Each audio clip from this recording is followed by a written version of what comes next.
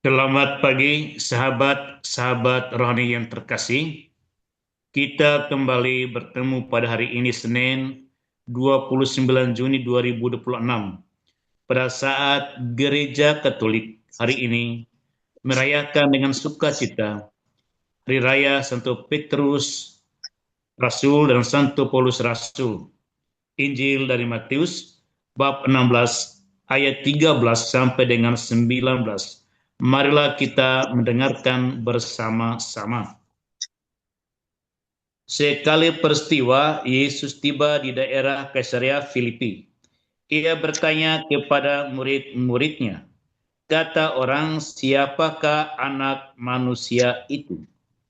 Jawab mereka, ada yang mengatakan Yohanes Pembaptis, ada juga yang mengatakan Elia, dan ada pula yang mengatakan Yeremia atau salah seorang dari para nabi. Lalu Yesus bertanya kepada mereka, tetapi apa katamu, siapakah aku ini? Maka jawab Simon Petrus, engkau adalah Mesias, anak Allah yang hidup. Kata Yesus kepadanya, berbahagialah engkau Simon bin Yunus, sebab bukan manusia yang menyatakan itu kepadamu, melainkan Bapa-Ku yang di surga. Dan aku pun berkata kepadamu, engkau adalah Petrus, dan di atas batu karang ini aku akan mendirikan jemaatku, dan alam maut tidak akan menguasainya. Kepadamu akan kuberikan kunci kerajaan surga. Apa yang kau ikat di dunia ini akan terikat di surga, dan apa yang kau lepas di dunia ini akan terlepas di surga. Demikianlah sabda Tuhan. Terpujilah Kristus. Sahabat-sahabat rohani yang terkasih, di pagi hari ini kita ingin merenungkan proses pengenalan Petrus akan Yesus sebagai Mesias, anak Allah yang hidup. Tuhan kita Yesus Kristus menggunakan suatu pendekatan dialog untuk mengenal bagaimana para murid mengenal dia sesungguhnya, sebagaimana dia mengenal dirinya dan Bapa mengenal dia. Untuk itu Tuhan kita Yesus Kristus menggunakan pendekatan, yaitu menjadikan pihak lain sebagai cermin untuk mendapatkan penilaian tentang dirinya dan konsep dirinya. Yang pertama disebut dengan looking glass self, cermin diri, yaitu bagaimana bertanya persepsi orang lain tentang siapakah aku ini menurut orang lain. Tuhan kita Yesus Kristus ingin mendapatkan umpan balik dari para murid sejauh mana orang lain mengenal dia.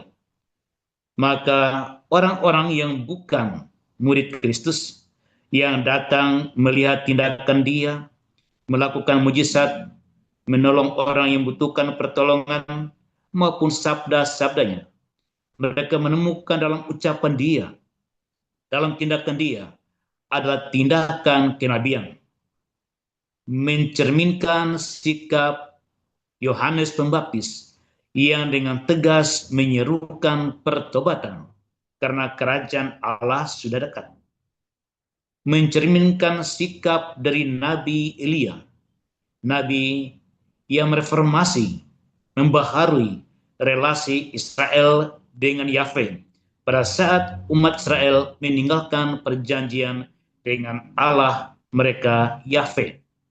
Demikian juga nabi-nabi yang lain. Inilah orang-orang menilai berdasarkan pengalaman-pengalaman yang dilihat secara indrawi. Kemudian Tuhan kita Yesus Kristus bertanya kepada mereka yang hidup bersama dengan dia siang dan malam, mengenal dia dalam perbuatan dan perkataan, gaya hidupnya, dan sebagainya. Siapakah kamu menilai aku? kamu adalah murid-muridku. Dan siapakah menurut kamu aku ini? Maka Petrus secara spontan, tanpa berdiskusi kepada teman-temannya, dia menjawab, engkaulah anak Allah, Sang Mesias yang hidup. Sungguh, pengenalan Santo Petrus, rasul yang senantiasa didaulat dalam Injil seakan-akan dan nyata sebagai pembicara utama dan atas nama para rasul mengungkapkan bahwa menurut kami, yaitu engkau adalah Mesias anak Allah yang hidup. Pengenalan Petrus ini sangat berbeda dengan pengenalan orang lain. Pengenalan yang berasal dari hidup bersama, berjalan bersama, mendengarkan Yesus, mendengarkan kata-kata yang meneguhkan, dan pengharapan-pengharapan yang ada di dalam misi Tuhan kita, Yesus Kristus. Sahabat-sahabat rohani yang terkasih, pengenalan ini adalah pengenalan yang otentik, pengenalan yang asli. Tuhan kita Yesus Kristus mengenal dirinya sebagai Mesias anak Allah. Bapa di surga yang mengutus Yesus Kristus Tuhan kita juga menyatakan Yesus adalah anaknya, Sang Mesias yang hidup. Sahabat-sahabat rohani yang terkasih, anak Allah yang hidup adalah pengenalan yang otentik yang lahir dari hidup bersama, berjalan bersama, mendengarkan Yesus setiap saat. Inilah yang dialami oleh para rasul. Namun tidak cukup usaha mereka. Pada saat yang sama, Tuhan kita Yesus Kristus mengatakan, pengenalan kepadaku juga merupakan sebuah pengetahuan yang dianugerahkan Bapa kepadamu. Sahabat-sahabat rohani yang terkasih di dalam Kristus, syukur dan pujian kepada Tuhan. Kita mendapat sebuah teladan yang dilakukan oleh Petrus, dan kepada dia diserahkan komunitas gereja untuk dipimpin. Pengenalan akan Yesus mendapatkan satu anugerah yang lebih tinggi, yaitu kuasa Allah, yaitu kunci kerajaan surga. Apa yang kau ikat di dunia ini akan terikat di surga, dan apa yang kau lepas di dunia ini akan terlepas di surga. Di atas batu karang ini, artinya di atas diri Petrus, Tuhan mempercayakan gerejanya. Sahabat-sahabat rohani yang terkasih, apa yang hendak kita peroleh dari pengakuan Petrus ini? Yaitu, marilah kita berjalan bersama dengan Tuhan kita Yesus Kristus sebagaimana yang telah lakukan oleh LPF selama ini, yaitu mendengarkan sabda, mendengarkan gereja, merayakan liturgi, mendengarkan kesaksian Allah yang berkarya. Ini akan membuat kita masuk di dalam pengenalan akan Tuhan kita Yesus Kristus dengan kesetiaan kepada gereja, dan Tuhan akan terus melengkapi kekurangan pemahaman kita dengan anugerah khusus, yaitu sungguh Dia Allah kita yang hidup, bukan Allah yang mati, tapi Allah yang bekerja terus-menerus bagi kesatuan gereja di dalam diri Petrus dan para penerusnya, yaitu para paus. Marilah kesetiaan kepada gereja Katolik adalah bukti pengenalan akan Allah, dan pengenalan akan Allah yang semakin mendalam akan Yesus. Kita semakin setia kepada gereja. Tuhan memberkati kita. Amin. Kita berdoa. Dalam nama Bapa dan Putra dan Roh Kudus. Amin. Allah Bapa yang Maha Rahim, syukur dan pujian pada hari ini gerejamu merayakan kedua pilar gereja, Santo Petrus dan Paulus. seorang rasul hidup bersama dengan putramu, Petrus, dan seorang rasul mendapat panggilan khusus, meskipun ia tidak hidup bersama dengan putramu, Santo Paulus.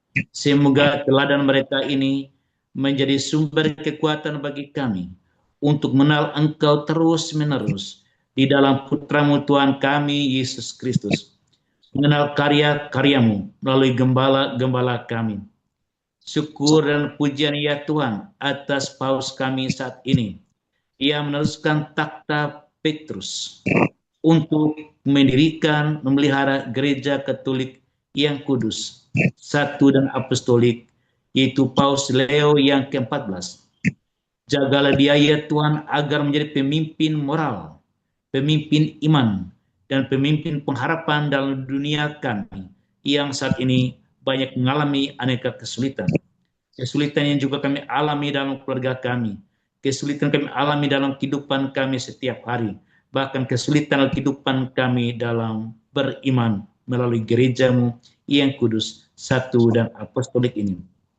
Semoga persekutuan ini semakin hidup, karena Engkaulah Allah yang hidup, bergairah dan bersuka cita dalam iman.